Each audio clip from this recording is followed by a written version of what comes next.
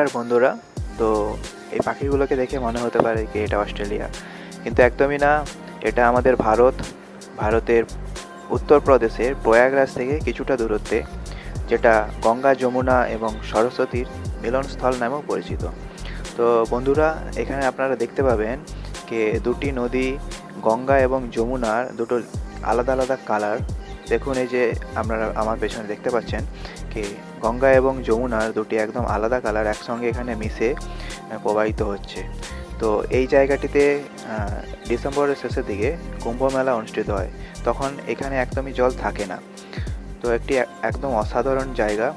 তো কখনো যদি উত্তরপ্রদেশ আসেন, তো এই প্রকৃতির এত বৈচিত্র্যময় জায়গা আপনারা অবশ্যই ঘুরে যাবেন।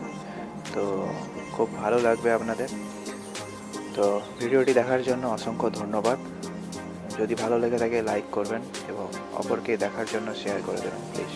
ধন্যবাদ।